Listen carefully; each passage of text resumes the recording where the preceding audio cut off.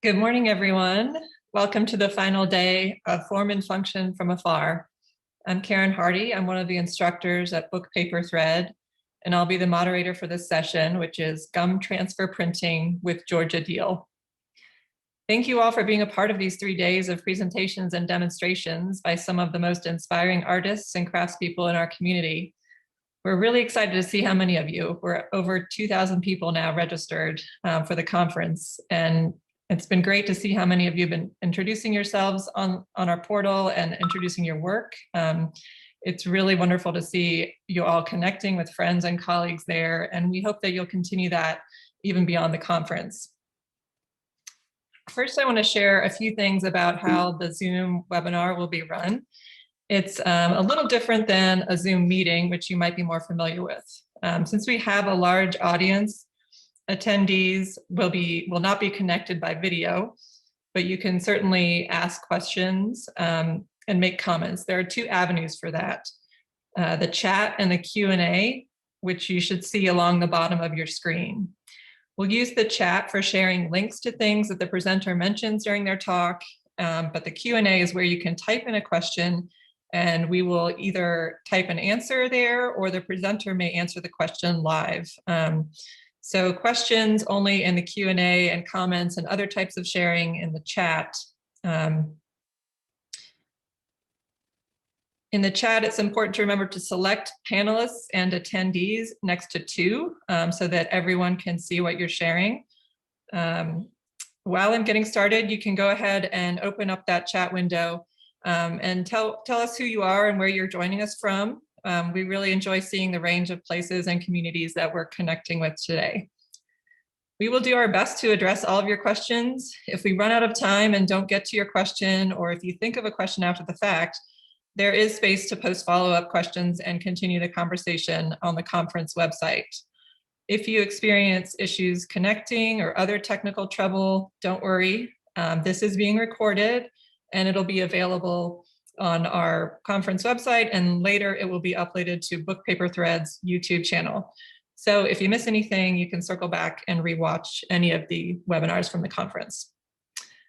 I'll introduce Georgia in a minute and hand it over to her. But first I want to acknowledge our sponsors who made it possible for us to offer this virtual conference to you all for free. We have 10 fabulous sponsors listed on our conference site and shown here. Please check out what they're sharing in the virtual vendor fair and see what they have to offer by following links to their websites. I also want to mention that some of them are offering discounts for conference attendees, so that's a nice perk to check out. And if you're looking for more online learning opportunities, please consider the offerings at Book Paper Thread. We offer a variety of we cover a variety of topics in book and paper arts and offer different styles of workshop, from pre-recorded sessions, month-long courses, to live weekend workshops. So now to introduce our speaker. Georgia Deal is a printmaker and papermaker whose mixed media works on paper embody these processes.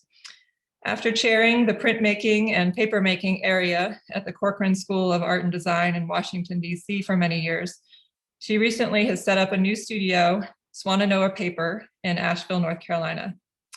I've had the pleasure of making paper in that studio, and I have to say it's a wonderful resource to have in our area. I've actually known Georgia for many years. Our paths first crossed at the Corcoran, where she was one of my first printmaking mentors and gave me advice and guidance on pursuing a graduate degree in book arts. I know that countless other students have been inspired by Georgia's teaching and counsel, and I'm sure you'll all enjoy what she has to share today. Georgia's conducted workshops in print and paper throughout the US at Penland School of Crafts, Haystack Mountain, Pyramid Atlantic Art Center, the Paper and Book Intensive, as well as abroad in Cortona, Italy, Skopelos, Greece, and San Miguel, Mexico. Her works are in both private and public collections, including the Library of Congress, the Philadelphia Museum of Art, the Corcoran Gallery of Art, and Yale University Library, among others. And now I will hand it over to you, Georgia. Well, thanks, Karen. I'm really appreciative of the opportunity to be here today and seeing lots of old familiar names come, not faces, but I'm glad to have everyone here today. As Karen mentioned, my format's a little different today.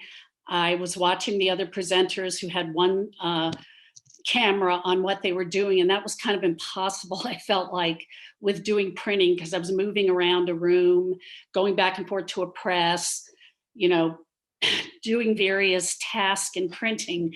And unless I had a professional film crew, that wasn't going to work for me. So we videotaped it. I was able to edit out the little mistakes or the ums and ahs and things that I do while I'm speaking. So that was, I thought, was most efficient. So this is about a 30-minute video going through the process, and hopefully slow enough. Then after that, I'll follow with a Q&A, and I have examples of everything I printed here. If you have those questions of like, what was it you really were doing there? And then I'm going to follow with some finished images, in about a less than 10-minute keynote, and I will talk over that. So you can stop and ask questions or wait to the end. So I think we can begin now. And like I said, at the Q&A, we can stop and I can address any questions you have. What I've done in the video too is try to talk a little bit about applications in artist books for hand paper makers and printmakers. And that's what I'm going to show images of at the end. So thank you, Karen. She's going to, all right. Okay. I'm going to share the screen and we'll turn your video and audio off for just the video, this part. Okay. Here we are.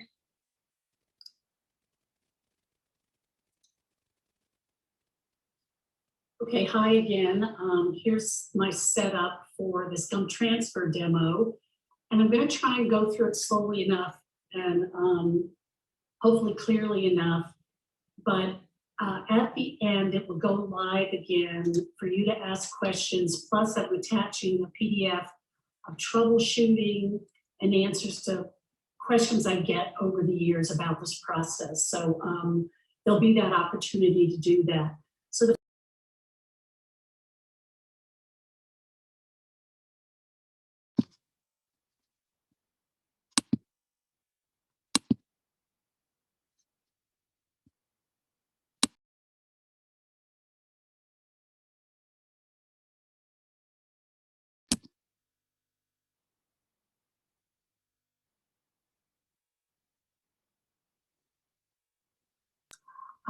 the other important ingredients in this is a lithographic process, is gum arabic, okay? And, you know, it's commonly sold in these large amounts. I guess you could, you know, and I'll list suppliers too. You could technically use the same gum arabic and watercolor print painting that comes in small amounts, but it's going to be a pretty pricey way to go. So you get a much better deal getting a large amount. But so that I'm not flooding my print surface with gum arabic, I always put it in a smaller squeeze bottle to control the amount I'm going to use. The other thing is, so I have here is a stainless steel bowl, any glass bowl. A plastic bowl will work fine. The plastic bowl, a lot of scumming occurs in the process.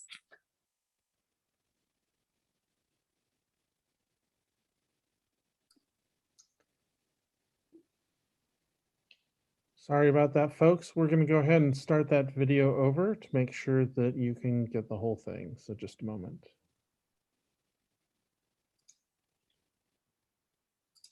Okay, hi again. Here's my setup for this gum transfer demo. And I'm going to try and go through it slowly enough and hopefully clearly enough. But at the end, it will go live again for you to ask questions. Plus, I'm attaching a PDF of troubleshooting and answers to questions I get over the years about this process. So there'll be that opportunity to do that. So the first thing I wanted to show you in this setup is the tools you'll need. Now, you know, you'll need a brayer, an inking brayer, but if you don't have a large one, a speedball rubber brayer is perfectly fine. What's important, it's not a hard relief brayer. It's got to be a rubber brayer. So don't use the brayers you might be using in relief woodcut prints. You want a rubber brayer. The Speedball works great. The other important ingredient in this is, because this is a lithographic process, is gum arabic, okay? And, you know, it's commonly sold in these large amounts. I guess you could, you know, and I'll list suppliers too. You could technically use the same gum arabic and watercolor print painting that comes in small amounts, but it's going to be a pretty pricey way to go. So you get a much better deal getting a large amount. But so that I'm not flooding my print surface with gum arabic, I always put it in a smaller squeeze bottle to control the amount I'm going to use. The other thing is, so I have here is a stainless steel bowl, any glass bowl. A plastic bowl will work fine, but plastic bowl, a lot of scumming occurs in the process. The plastic bowls will get very dirty and hard to clean. So stainless steel or glass bowls, or even a ceramic bowl would work great. Sponges, this is an important thing, is that you get a cellulose sponge. A synthetic sponge is too abrasive and will tear up the plate, which is a Xerox. So don't get synthetic sponges. They cause more problems. I tend to like the thicker ones because it creates a little more padding between my hand and the surface of the Xerox. But I have used these thinner sponges. You can get at Home Depot, any grocery store, but do make sure it's a cellulose sponge. So I have both in my water bottle, my water bowl. And this is sort of not required, but I found it very handy to have a spray bottle because it helps lift ink off the surface of your paper plate. So this is just, regular CVS spray bottle. This is a nicer garden sprayer that you can pump and get pressure and get a very fine mist and not have to be constantly spraying that way. Mine is kind of old at this point. I realize it's leaking a lot, so it's not exactly ideal. So then the next thing I want to talk about is preparing your ink. And people use different things. People use litho ink, but I prefer to use etching ink. It's already much more modified, greasy, but litho ink is possible, but you want to add a lot of ink modifiers to them. So that's what I'm going to show you here. I've mixed up a color. I had a cerulean blue and black I was using yesterday, and I was trying to duplicate it because I ran out of my cerulean blue. It got kind of close, so that's going to be my backup ink supply. So I use etching ink, and then the next thing you want to have is transparent base of some kind. Now this is the Zia Maze, but almost any transparent base. And that's if you want a look where the image is subtle. If you want a full strength image, you go ahead and print, and don't modify the ink with transparent base. But the one modifier you really need is either Easy White or my favorite, and I think no longer being produced product, Miracle Gel, which was one of Daniel Smith's products. Anyone knows where this comes from anymore, or where it could be found, and you have something you want to get rid of, please contact me, because I really like Miracle Gel, but it works very similar to Easy Wipe. And it makes ink incredibly loose, incredibly greasy. I have had people, I've seen them do this demo with plate oil.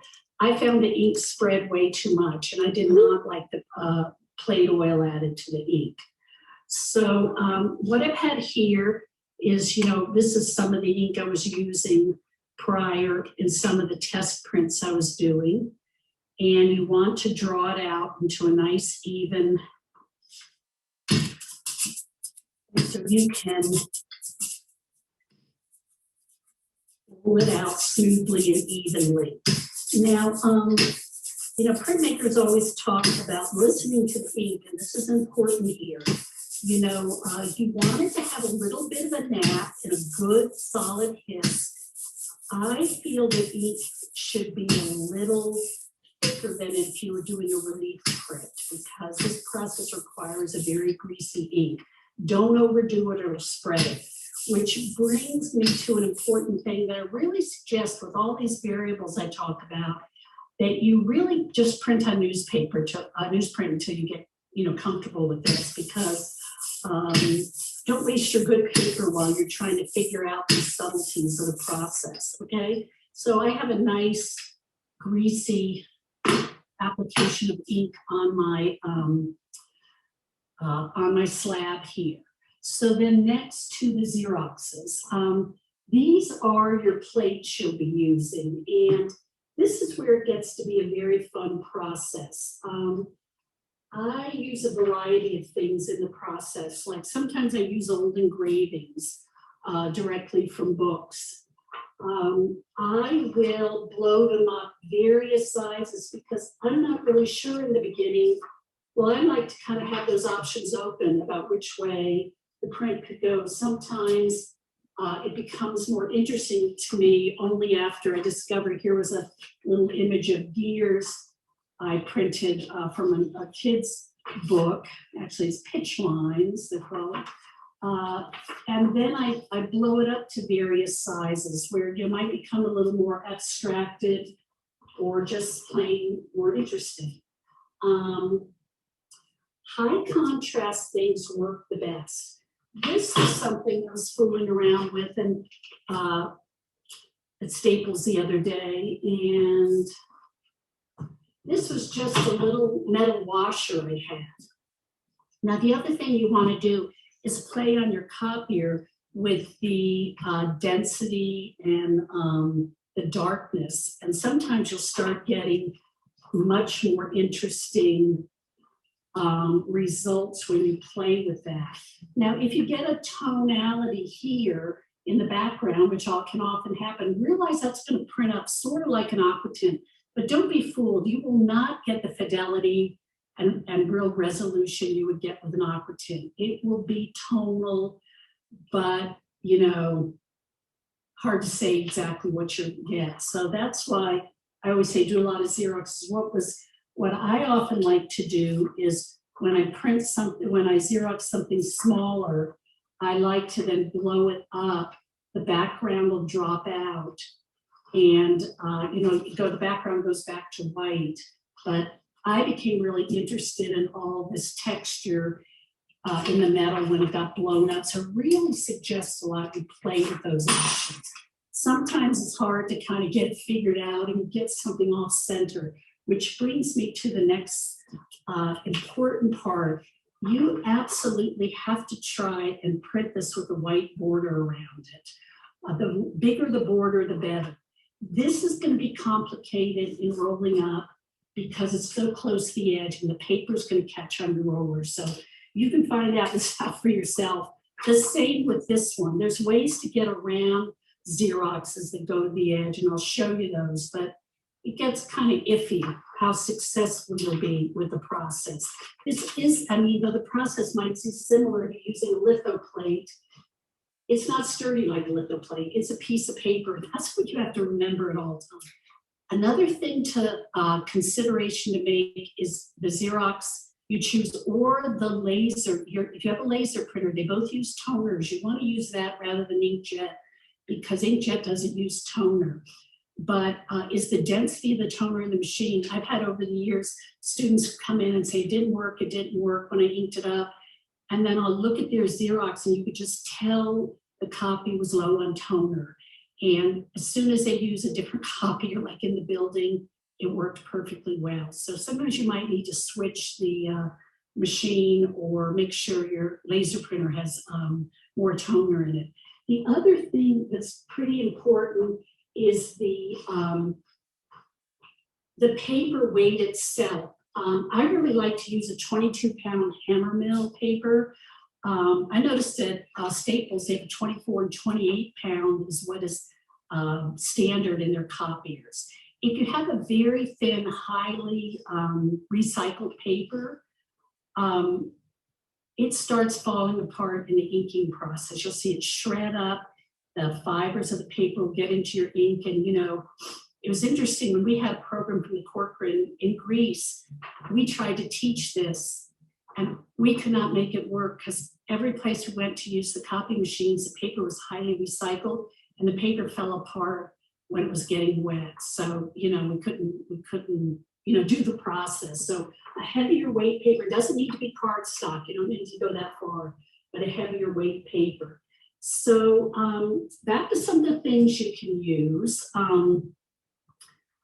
Found materials I find most interesting. I'm always collecting vegetable and you know, fruit bags because they can make wonderful subtle images, and things like this I'll tend to use for backgrounds to things. And you'll see, because at the end of this, I'm gonna have a lot of stills of different prints I've incorporated gum transfer into. And sometimes I just want something atmospheric. And so that's why I always print with a lot of a transparent base.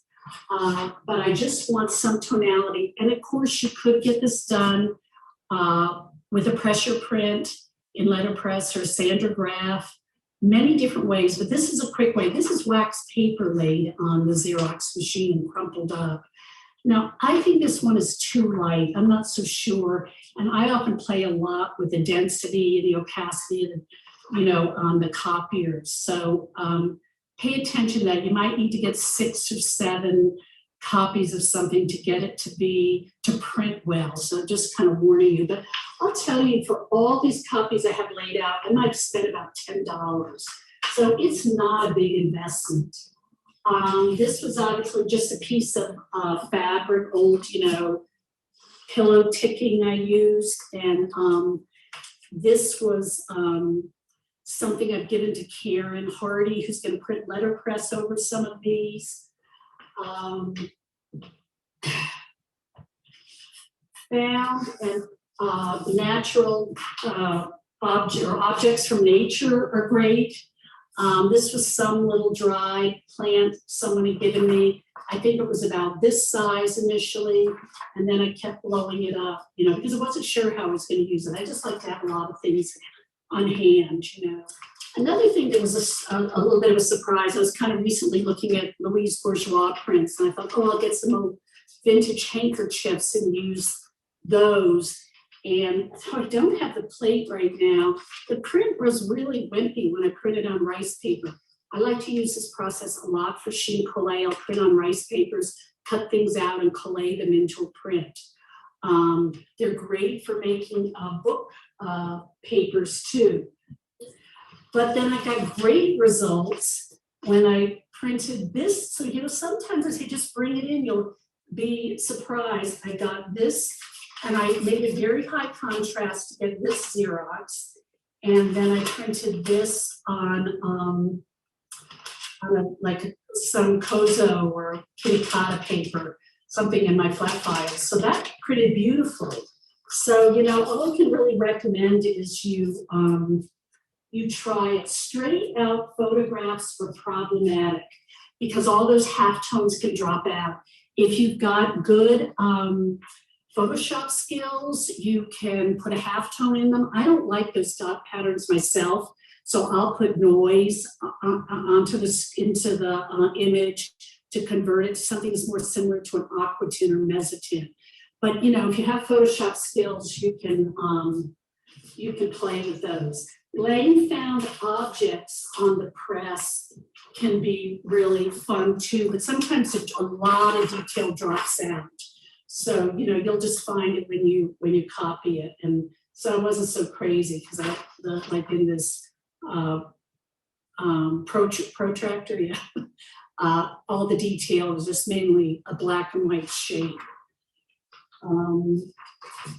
So the higher the contrast line, linear images work really, really well, grabbing things. And, you know, I've appropriated a lot of images here. I've used my own drawings many, many times when I'm, you know, want to incorporate into a print edition. You know, if I'm making 20 prints, I'll probably make 30 copies.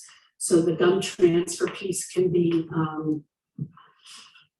additioned. You know, this was a piece of handmade paper that this is a way I work a lot, where I do the gum transfers on the handmade paper, because I like a soft diffused quality of the stenciled painting in the pulp on the paper, and then that sharper image from the gum transfer. So, okay, so here I have rolled up my ink, and the next thing, and I think just for the sake of getting something that will, already know, reproduce well, we're going to go with this again. I'm going to go with this washer. Well, first of all, on your ink slab, you want an inking zone and a gumming and wiping zone. You kind of don't want your gum here, but you definitely don't want it to get into the ink, or try to, it's going to get in the roller just because it's going to be on the paper, but try to keep them separate. If you don't have a big ink slab, you set up 2 slabs or 2 pieces of plexi, and you know, that'll work well too. So this is why I said I like the squirt bottle, because it kind of keeps this under control, and you don't need to douse it. But just like in a litho, you're going to apply it thoroughly, and then you're going to sponge it off. Now, what I do first is I try and get the excess gum off the slab. And then this also, the water on it helps my, I'm going to turn it this way, helps my Xerox adhere to the slab. So it doesn't move around, because sometimes people put it down dry and you will see it just shoot off as soon as it, or wrap itself around the roller. So the Xerox is also going to want to get creases in it. Have all the time people say, oh, I like those interesting creases. So, you know, they will ink up. I'll tell you that, they will ink up. So try to get them out if you don't like that idea. And then you're going to ink very slowly in one direction on your copy. If you roll back, you're going to pull the paper back. And so if you douse it with water, it will pull off the scumming. And I can see already little fibers, but it's just, this is part of the process. You'll see fibers from the paper come up. So I'm going to give it another roll or two. And just like in any print processes, all of these are a little different in how much ink the Xerox will receive. Now, I'll warn you, you overdo it and you'll start seeing the toner start to lift. And that's what you don't want to have happen. So I'm going to use this to see if I can float off the extra ink with a spray. And you just let it sit there a minute. And it's really amazing. And then you don't need so much abrasion from the sponge. You kind of spray water droplets have lifted the ink. Okay, now I can see this blue-gray ink really nicely and easily. But for instance, if you use black in the black toner, it's really hard to see. Or if you use a very transparent color, it's also hard to see. So sometimes you just have to print it to get an idea of, and pay attention to the charges and passes of your roller, so you can kind of keep it consistent if you're additioning it, or just simply if you like the way it looks. Okay, so this is your plate. It's fully inked up. I think you can see you can see that real blue-gray. Sometimes the colors they use, if I use a lot of base, are tricky. Now the other thing is, you can take your time here, and I even kind of like it if the paper dries a little bit, because if the Xerox paper dries a little bit, because when the paper gets very wet, then you deal with issues of trying, and flattening is not the hardest thing, but if you have a very fine rice paper, crinkle up a lot. So I almost kind of, you can do something else, you can kind of clean off an area, do some other task, because that doesn't matter that dries. I'm going to just print with a BFK this time. And, another thing I like to do, and this is why I have my light table on, is the other thing I didn't mention, you want like a little sheet of plexi, like a 10th inch or 8th inch, to kind of create more pressure for you on the press bed. I'll often look at this and, on a light table and decide where I want to print it.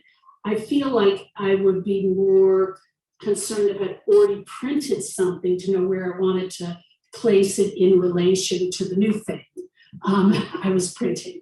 So the light table helps with that. If I have something like BFK, I'm not going to be able to tell. Sometimes I'll slip it under it or do this and hover it over it, so you're making sure that it's going to print in the right direction. You can print with the paper down and the Xerox on top.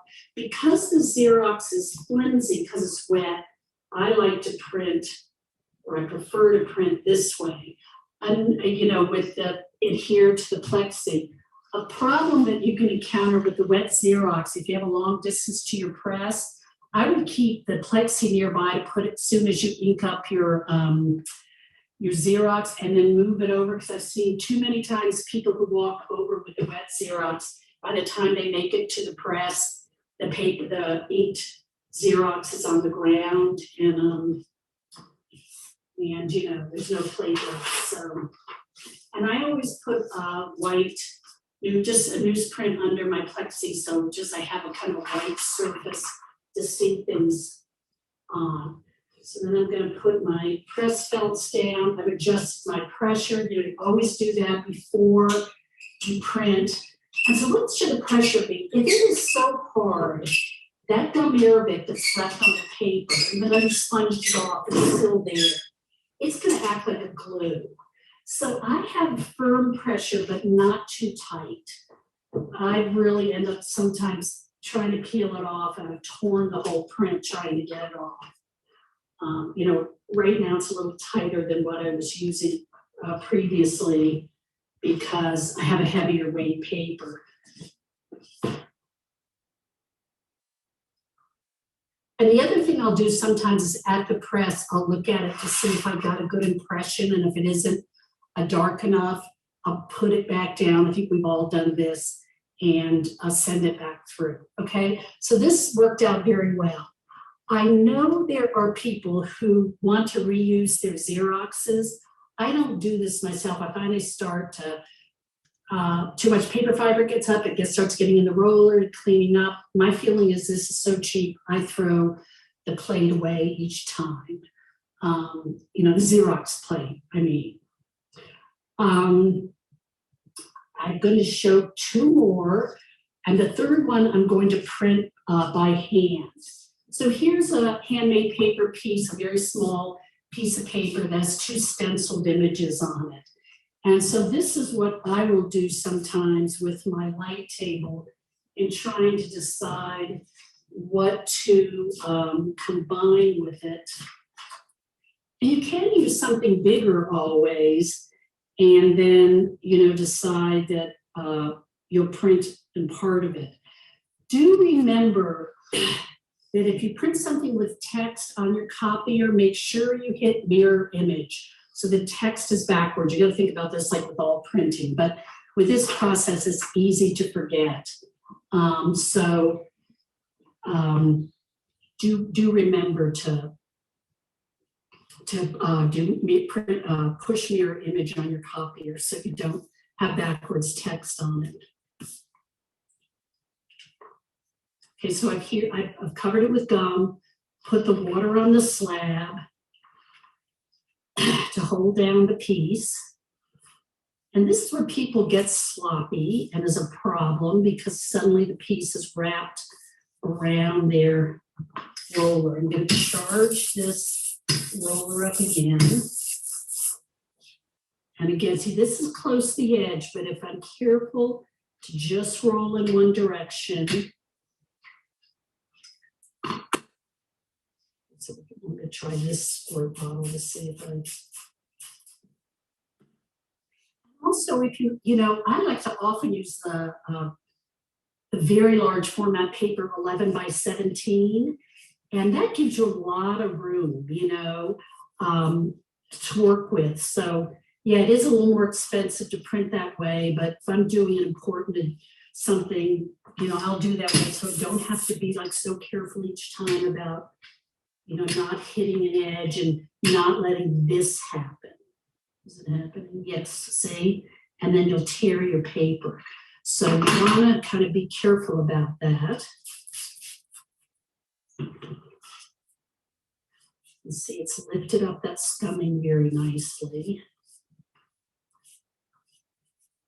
Okay, so I'm going to print this, but I will, like maybe in this case, print this on top. Sure, right side of the paper. I think I'm going to, you know, to just kind of carefully.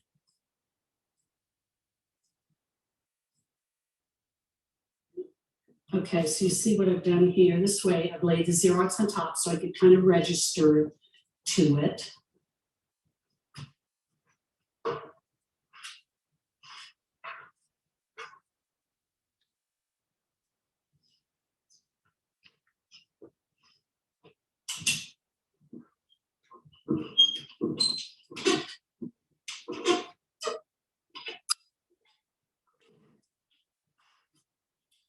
This is a noisy press. It sounds like there's more pressure on it than it really is. It tends to, but this is also slightly thicker handmade paper. Okay, so this turned out really nicely. Oh, I meant to move it so I didn't have the number on it. But, and going back, if this was, if I had a lot of these, I would probably use more transparent base before I continued to print, because I wanted these back components, you know, to jump forward more. But sometimes I'm surprised when it dries what, you know, really what the look will be. I mean, it's not a really failure, but I did not mean for that to print.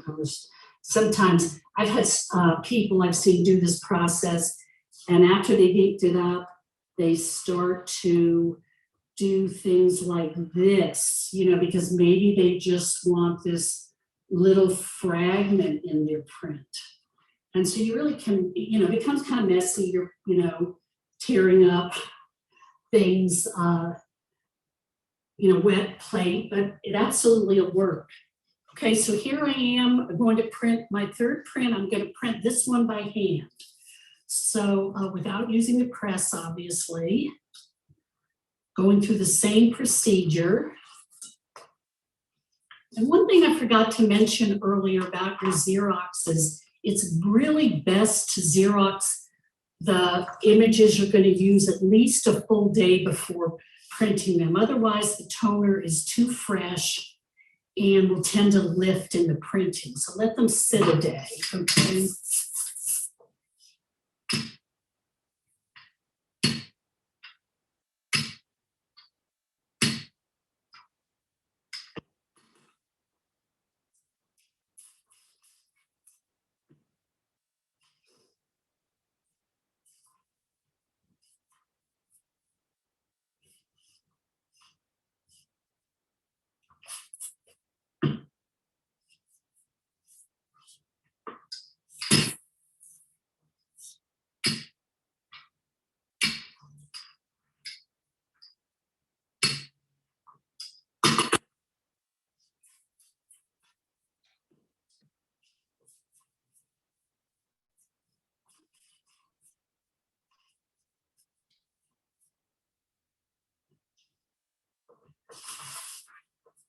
Use my plexi plate again here, just as a base. It's dry, basically. There's some really nice Hanji paper I made with Amy Lee at the Paper and Book Intensive years ago, a couple years back.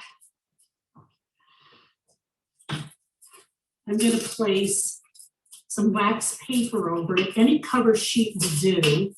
I like the wax paper because it allows me to see if anything's moving below, if the ink is transferring.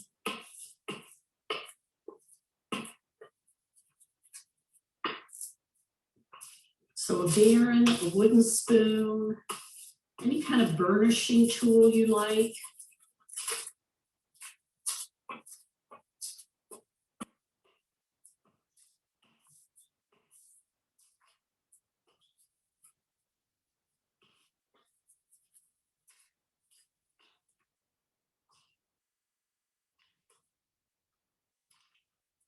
So here you go. Here's the image.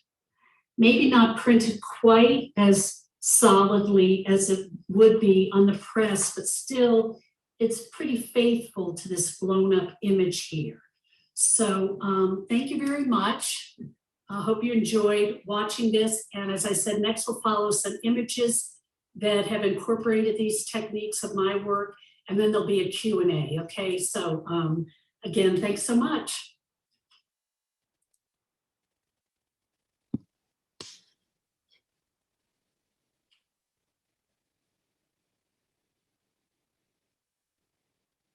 Okay, that was great, Georgia. Thank you. If you want to click on start video at the bottom left of your Zoom. Well, I wanted to do the Q&A right now. So Do you want people to be able to see you? yes. Oh, okay. Yep, there you go. Yep. But I'm not so fluid at this. I haven't been doing online teaching myself, so I'm a little slow, everyone.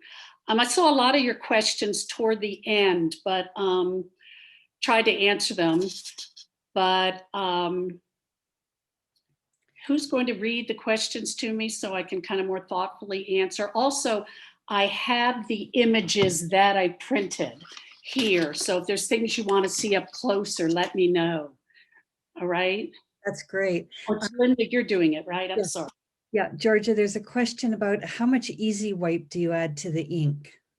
I know, the $1 million question. It's like cooking. I hate to say that, but too much and your ink gets so greasy and becomes apparent quickly that the image is spreading and you're losing detail. If it's too little, the ink is very tacky and it'll start to pull up the toner when you're using your roller. So I put like maybe the size of a dime or quarter to begin. It depends on how much ink I've mixed up. But start with a small amount and roll it out. And like I said, that's why you really need to just print on newsprint initially so you can see if you have a good amount. But you're not doing a 50-50 percentage or anything like that. It's definitely a small amount. And then if you use litho inks, which are much stiffer, you do use much more Easy Wipe or Miracle Gel if you're lucky to have that. So kind of depends on the consistency of your ink. Somebody made a note that Gamblin's tack reducer is very similar to the Daniel Smith Miracle Gel. Oh, I'm so happy to hear that. Okay. Then there's another question. What is your work surface made of? Well, where I was inking up is a rolling restaurant cart I bought at a restaurant supply place that I put a glass slab on so I can move it wherever I need to. And that was why there was a little bit of me looking around kind of blankly because I moved it so we could do the video most logically, but things weren't quite where I was used to, but it works very well. It's on casters with locks and that's my inking surface. And I have just another big, 4x6 table that I'm kind of, you saw a folding table. So I have lots of support surfaces of varying kinds in the studio. Great. And then somebody's asking what was in that big spray bottle? Just water. And it's the same as someone asked if that was water in the bowl. And initially I said that's water, and the spray bottle too. And the spray bottle just helps. It does the same thing as when you're sponging off, but it kind of lifts the ink so you don't have to be so abrasive with the sponging. And it kind of keeps the paper a little more intact. So I like to use that when I'm doing multiple inkings. So that's all, everything is just water that I'm sponging with and spraying with. Great. Okay, so somebody's asking, is gum Arabic in the bowl or water to sponge on the plate? Just water. I know in litho people will add gum Arabic, but this is just water. The only time I'm using the gum Arabic is initially when I'm applying it with this squirt bottle. And I'm sorry, I know some people couldn't see things as well. It was really tricky to know how to videotape this. And like I said, not having a full film crew. Actually, my brother's an actor in New York, and he was giving me all these tips on how to do it, and it was getting so complicated. I decided just to kind of do one shot and hold things up when I could. But I have everything here again if you want to see them closer, things that were on the tabletop you were not able to see as clearly as you would have liked. There's lots of comments in the chat that they would like to see the prints up close. Okay, so well, here's one with the handkerchief. And this was my Xerox plate. And someone asked me if I print dry, and I do, because the Xerox is so damp, it kind of dampens the paper in the print in a sense, but a lot of people will print wet, but I just kind of found the results were good enough. So you can just see how beautiful this is.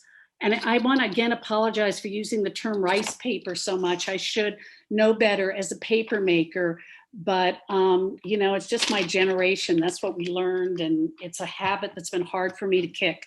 So it's a Japanese paper. So, you know, there was real fidelity in this one. Between the print and the Xerox. And I printed with a lot of transparency even. And as I mentioned, sometimes with rice papers, I will cut these out and then use this as a piece to collate in through an etching. And I'm going to show some slides of that. This is the one I was talking about being wimpy, was that other, and it was a yellow and white doily, and just didn't print well at all. And as I said, sometimes it's really just a surprise. Here is the actual feather I used. Here is the Xerox of the feather blown up. And here it is printed, you know, on a Kozo paper with transparent ink in my blue. I kept it transparent, but that's my own preference. That's not a necessity. I have these ones. This was my Xerox. I try to keep these kept together so I can remember. This was printed on one paper, and I want to tell you, just sometimes the papers accept the ink differently. And here was another Kozo that I think this is one I did by hand, and you know, it might have been the pressure I was using. I cannot find my Baron at the moment, I'm sorry, and I was using a wooden spoon. And here's the same image with handmade paper. And that's one thing I love. The handmade paper is so absorbent.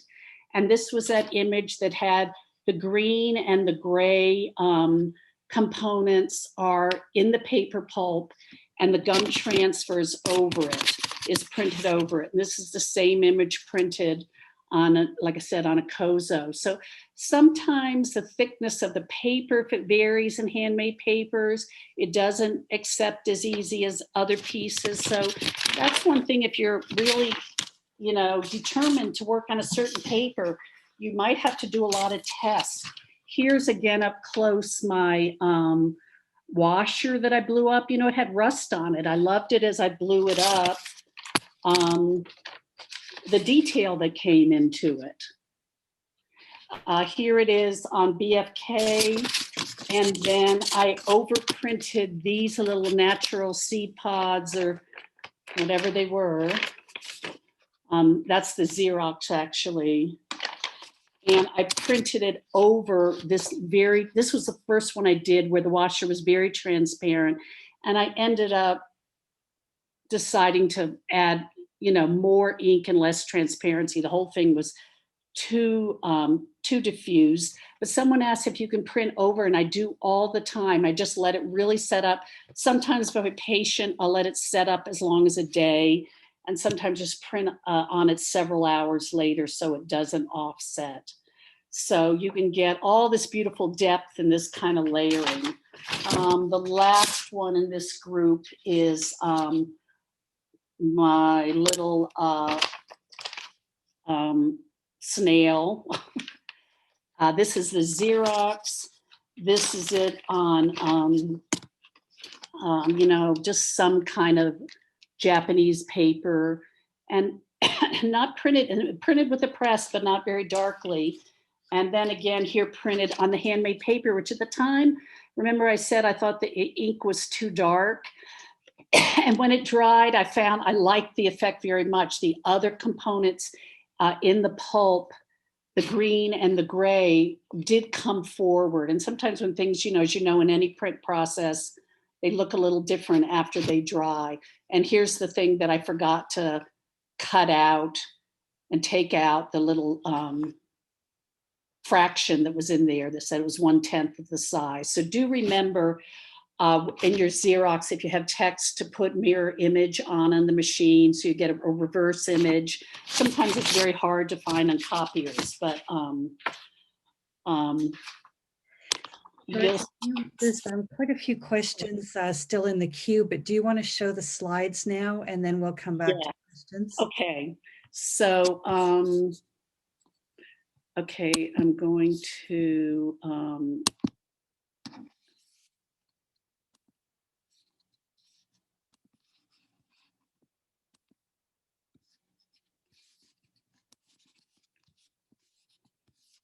this is supposed to go here, sorry. Started in a strange place.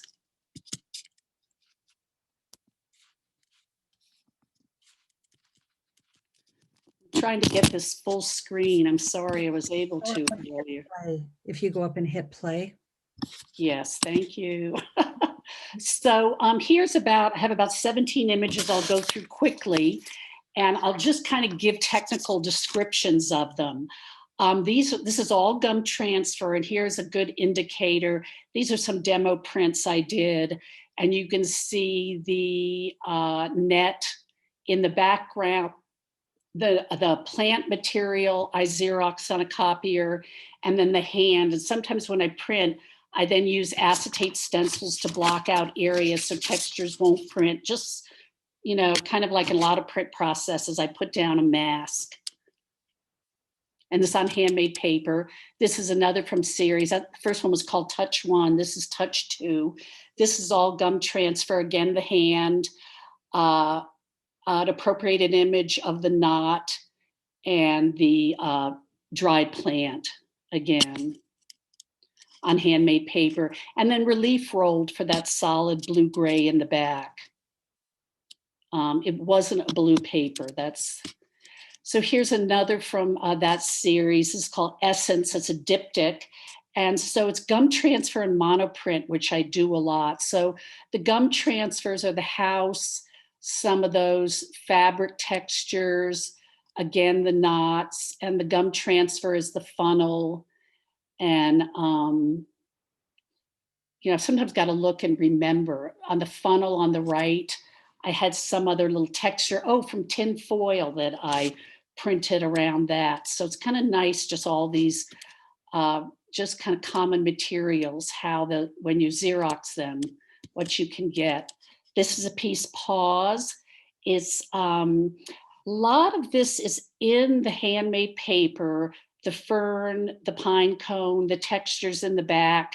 The gum transfer is the rope and the grasshopper at the bottom.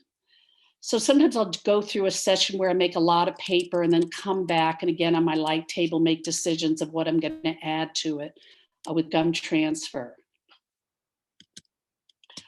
This is Glide, and the gum transfer component is the swan from an old engraving. In the back in the handmade paper are the textures from the pulp. You can see I put those little ice creams, eating sticks, when I was pouring and doing different things with the pulp in the background. And then I have an embossed mat that the paper piece sits within. Now, this is a series of etchings, and I realized this was the first time I was using gum transfer, And so these were 20 years old now. I made these around 2000, 2001. And I first learned this process from Carmen Colangelo, at WashU.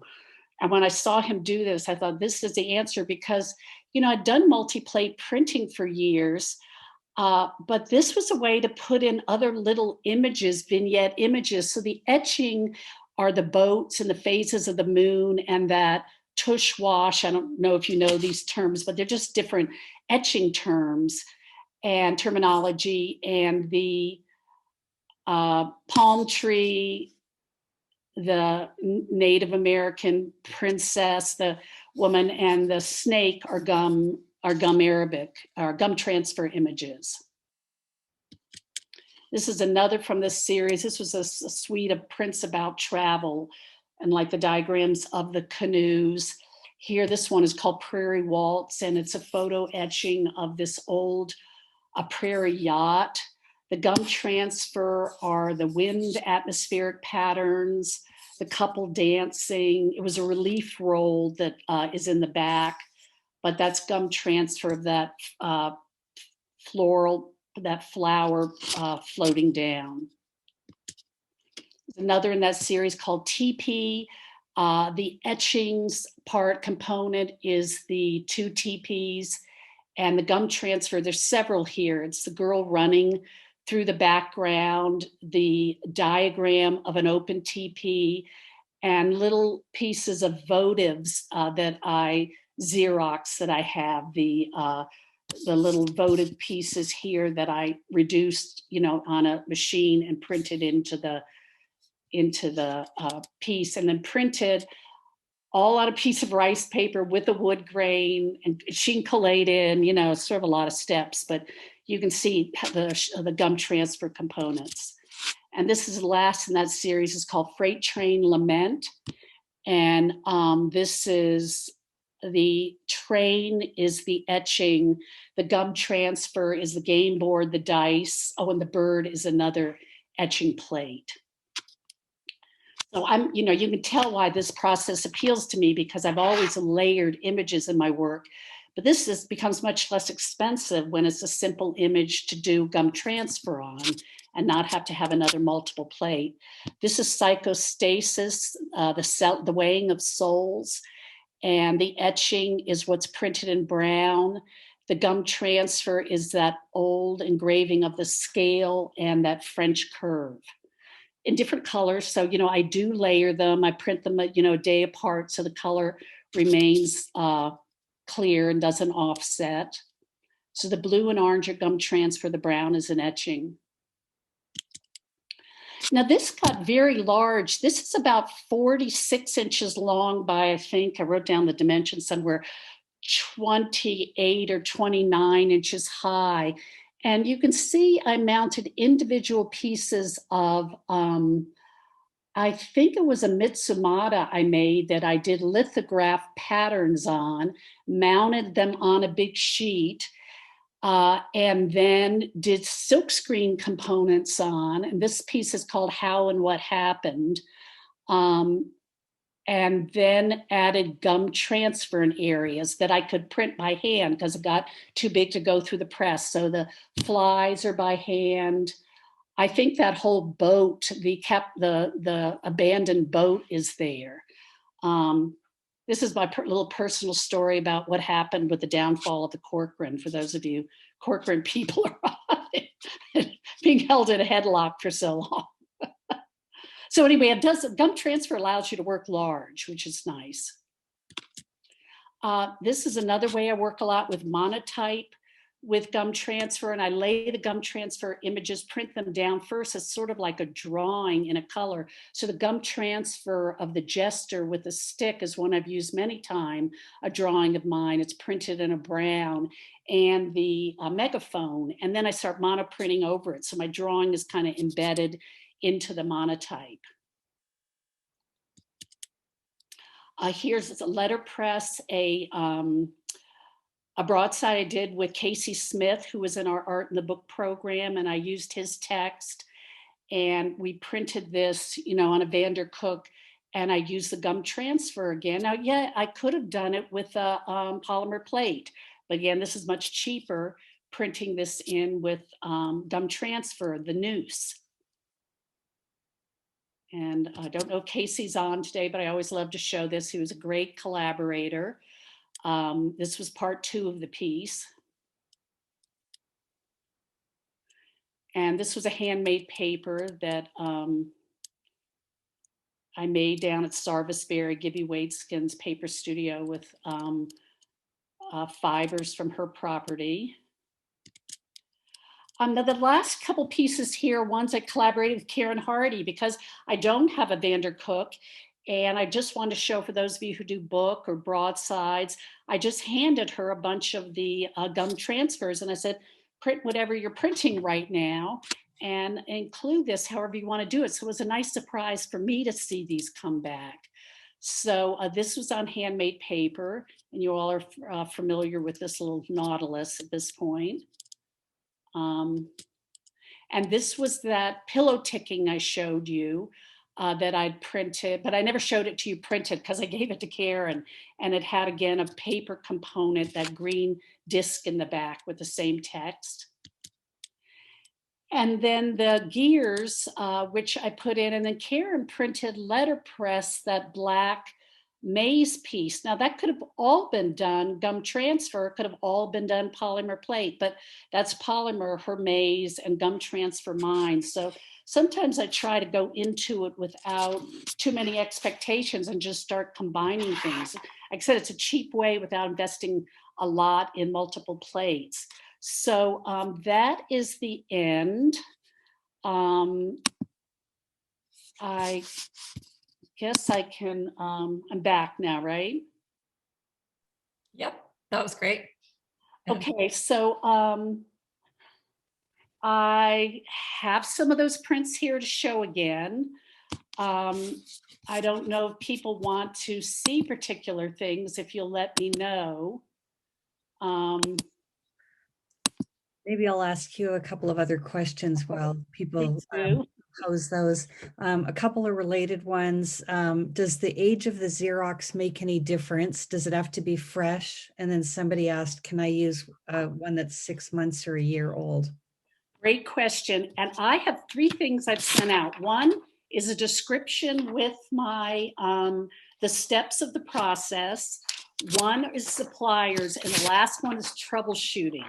And there's lots of issues with this. I don't want to say issues, but there's lots of variables. And the Xerox should be at least a day old. You don't want a very fresh one because the toner comes off in the process. I let it sit at least a day, preferably a couple days, but I'm not kidding. In my flat files, I have things I've printed and I've lost track of when I printed them. And sometimes they are 6 months old and they work perfectly fine. So when the toner's kind of dry, it works well. Now, I've also picked up ones that I think are too old, and I make the mistake of, if I'm rushing to do a demo, it didn't work well. I said, I think maybe this has seen better days, this copier. So try to keep something that's, couple weeks, a month or so old, but you definitely don't want a fresh one. You'll run into problems. Now, at times when I've taught this and I'm doing a workshop and people, there's a time limit, what I do is I have a hot plate on and we lay the copy onto the hot plate to dry the toner. So you don't want the hot plate obviously at a high temperature, but that'll dry out the toner. And or with a hair dryer, you hit it for a while. So that's what you can do if you're in a hurry or you just don't have the luxury of time to wait a week. So there's a couple of questions about our comments about set swell as an additive or an alternative to easy wipe. Will that work? Set swell works as well, and I do use that. I think I put it in my list of materials. I do have it here in the materials list, set swell. And again, I want to say something about my first description that got posted. And I was embarrassed that I noticed it later. I said, you use methyl cellulose, and I don't know why I wrote that. I said, I want to blame it on COVID brain, but it's gum Arabic, and then we changed it on the site So those who have something that they printed off initially, it was not meant to say methyl cellulose, it's gum arabic. But Setswell is written in the materials list. Great. There's a couple of questions about whether you can use this technique on cloth or leather or other It alternatives. works beautifully on cloth. And, you know, one of the ones you saw, I did a couple edits. I was trying to cut this video down. And I printed patterns on Japanese papers for books. I printed on cloth for books. And, you know, every time I say you don't want a heavily sized cloth, every time I have told someone, and probably those of you who teach know this, you say that's not going to work. And then, you know, your student shows, look what I made work. So, you know, I've seen people print it on book cloth, on, you know, any number of fabric. I've seen people put it on forms, like on very, very fragile Japanese papers, and wrap it onto a form so it becomes more dimensional. So it's really amazing the sort of applications I've seen with the process. Great. Yeah, very doable. Then there's a question about if litho inks can be used, or does it have to be etching ink? No, absolutely. I said early on that people do use litho inks. You're just going to need a lot more Setswell compound or easy white, because it's so stiff and it'll have a tendency when you're rolling it up to tear your Xerox. So just get it good and soft and greasy, but you absolutely can use litho inks. Great. Somebody's asking, was the baby oil on your table there for cleaning up your ink? Just for cleaning up. I don't use it in the printing, but because my studio is attached to my home, I try to keep, and you know, I've just had this practice for probably over 15 years. I use baby oil for cleanup. I don't use solvents in my studio at all anymore. I really don't use them at all anymore. I use baby oil. I use Dawn detergent. So, oh, and one thing I didn't mention in the cleanup, you'll notice even if you use baby oil to clean up all your inks, your gum arabic starts becoming like a cement, especially when it's mixed with the ink, because it does get mixed on your roller and on your ink knives. So just use a wet sponge and it'll clean up that gum arabic very nicely, and kind of unglue things. So always in the end, I spray down my slab very well. I spray my tools, that dissolves the gum arabic, because nothing's worse when I was teaching and there'd be a film of gum arabic, the slab looked clean and someone started inking up and it was just horrible what happens to the ink. So really do clean down with water in the end. And I just use an old sponge when I do that. Great. There's a couple questions about your roller. It said you mentioned you prefer a softer brayer. Mm-hmm. So, and then also, what is the diameter of the one that you're using? That is an 8-inch Taka sprayer, a roller I have there. You know, it's really great if you have a big one, then you don't have any overlap marks. But you really only get those marks if you have a lot of solids. And this isn't a process you're going to print solids well anyway. Linear work, highly graphic work, drawings, textures, and you don't tend to see the overlap marks. A big they were asking for the durometer. So how hard? Oh, I got the medium hardness in Takish. I wish I had that site right now to see what the durometer is, but I don't have that open. But if you look in their brayers, it's the medium hardness brayer is what I have. But you know, I really think you can use so many things. This is really a process that you don't, I mean, there's lots of little details you pay attention to, but you know, I don't think a softer roller would be a problem. A really hard roller is going to be a problem. It's going to be tough mainly on the Xerox, a really hard roller. It's going to beat up the paper. So that's why I say a rubber, a brayer roller. A big one is also can be hard because of the weight.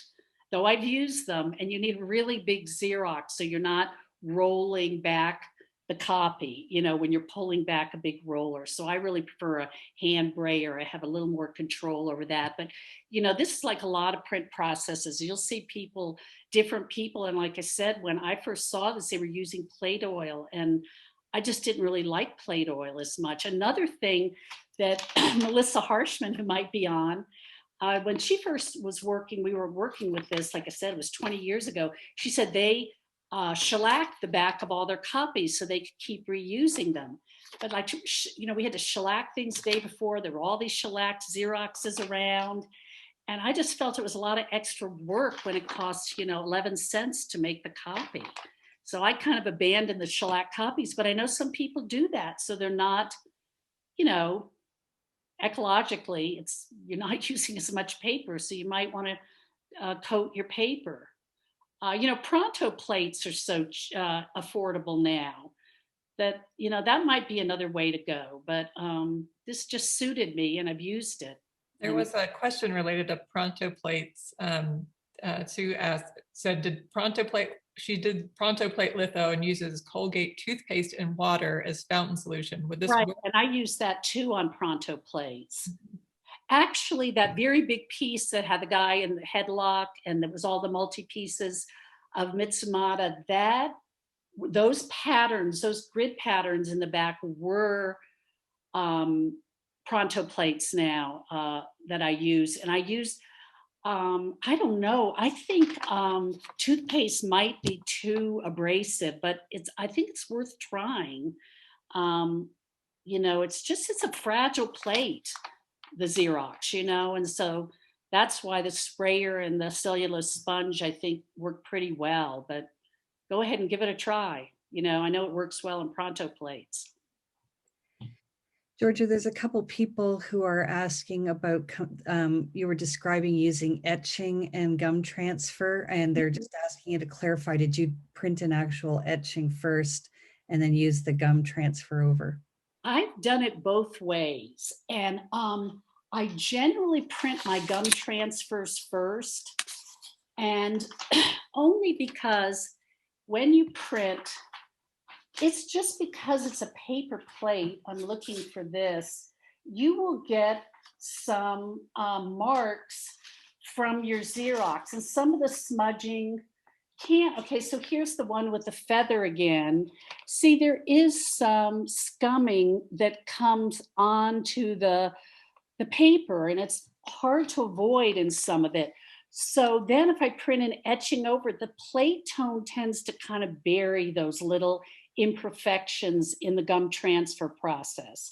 So that's why and a lot of times I'll do a lot of things on the gum transfer onto rice paper and then chine-collé that whole thing to avoid doing another relief roll in yellow. So I've done that a lot too. So I just interchange, I kind of think about it. I print them all together and, you know, I decide, do I want to do a relief roll on this? You know, and if I don't have a big enough brayer, then it's easier for me to print it all on a toned paper and chine-collé that in. So it's kind of 6 of one, half dozen of the other.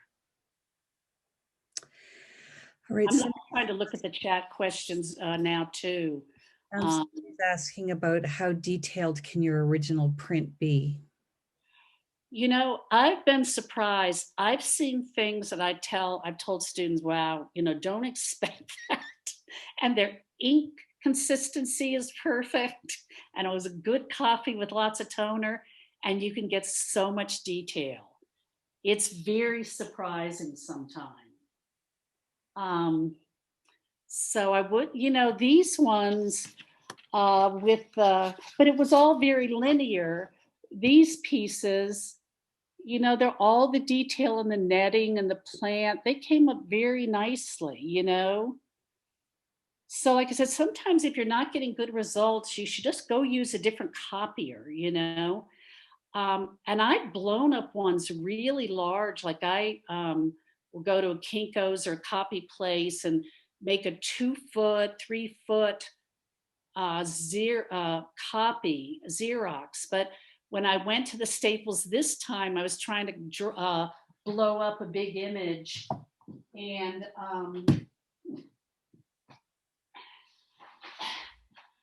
this was one I copied in DC at a copy place, and I had them redo it for me. And I don't know, it obviously wasn't a laser print because I inked it up, nothing works. I have to kind of go back and talk to them what they used when they blew it up. So, you know, just talk to them. Is it a laser print? Does your copier use it? Is it using toner? And it should work. A couple of people are asking about fabric. Can you use cotton, linen, silk? To print on, yes. Okay, all of them. As I said, sort of, you know, muslin, you know, unsized fabrics work beautifully, but I've just had people get really great results on all sorts of fabrics. Like I had a student years ago, and she'd spent a semester in Ghana and had all these beautiful printed fabrics back, and she didn't really want to put them into her prints and actually collate and lose them because she kind of had collected them. So what she started doing is making copies of them and printing them up in color and using those as sheen collate components into drawings she was doing. And they were just stunning. So yeah, there's lots of ways to go, but fabric works very well because it's so soft and it just wants to absorb the ink as it goes through the press, or, you know, even if you print by hand. I think we'll just do 2 more questions and then we can answer other questions on the site in the conversation area afterwards. But a couple people have asked about the hand print that you mentioned that you had to mask off. Yeah. Can you just show that again? Yes. So, well, I have it in the other room, but I was printing the hand first, gum transfer, and then I had a little acetate stencil I laid over it, and then ran my other textures and my other gum transfers so they wouldn't print on that part. Just mask that out with cutting a little. I mean, it doesn't have to be acetate. It could be any kind of slick paper, you know, freezer paper, whatever, you know, and then printed the others so they appeared in the background.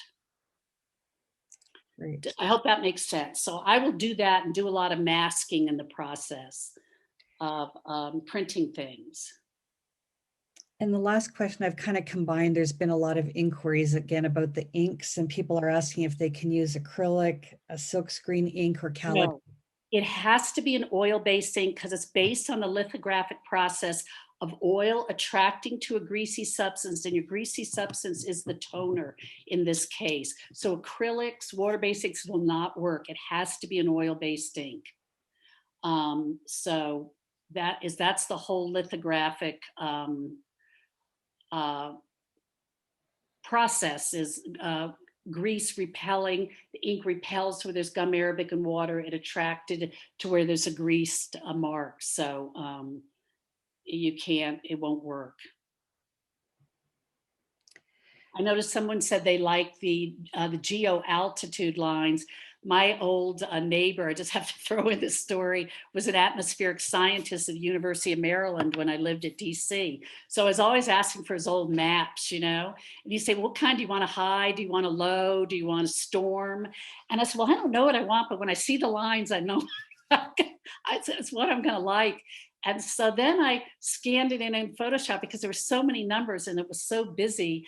I started editing out some of the information on Photoshop, and I gave him the print. I was looking to see if it was over there. I gave him the print as a thank you in the end, and he was very upset. I'd taken out all this data from the image, but I just kind of wanted to give this sense of wind and atmosphere on the prairie. So, you know, all these things, if you have good Photoshop skills, you can scan in anything and alter and, you know, I have meager Photoshop skills, but I know how to do what I want enough for my own work.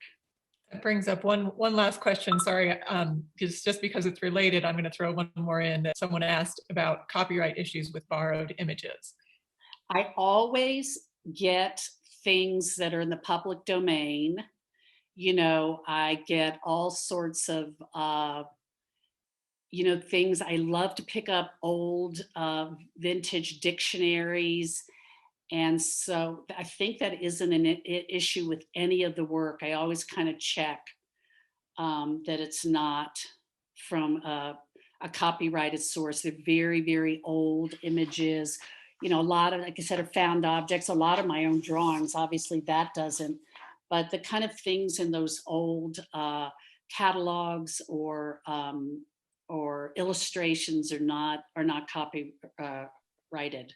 Right. Yeah, that makes sense. Yeah. Thanks for answering all these questions. Thank I'm you. I have a few little wrap up slides to go over. That was a great presentation. And I was just, while you're talking, I noticed that I still have the first gum transfer print that I made in your class. Thank you for collaborating with me. That was really fun to see what you put on the pieces I gave you here. Yeah, it was fun to have that. So thanks to everyone in the audience and to our sponsors again. I'm gonna share my screen. I just have a few slides showing what's coming up next today. So we'll move over to that. And we'd love to see you in one of our classes at Book Paper Thread in the future. You can follow us on social media. And sign up for our mailing list on our website to get the latest news via email. We've got Kakashibu and Washi coming up February 27th, next weekend with Linda Marshall. We have books for photographers and printmakers with Andrew Hewitt beginning March 3rd, and I'll be teaching the storage book March 27th and 28th. I also just want to point out you can return to the online conference portal to see the recordings of all of the webinars. And you can continue the conversation if there are questions that you had that didn't get addressed, or if you want to thank Georgia, you can do so in the continued conversation section. Our next presentation will be Joseph Lappy. It's Shaped Type, Creating Imagery Through Printed Letters. And that'll be starting at 1 p.m. Eastern Time. The three of us would like to thank you for being here, and hope you have a great afternoon.